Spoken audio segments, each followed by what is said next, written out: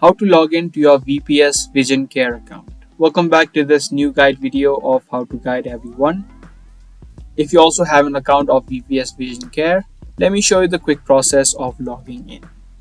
You just need to search for vps.com on the search bar of your web browser and it's going to take you to its website.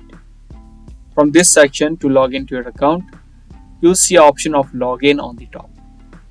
So click on this login option. Once you're on the section of logging in, you'll need to type in the member username on the first box and then type in the password in the second box. If you don't know your username or the password of your account, you can click on the forgot username or password link. From there, you'll be able to recover both of those information.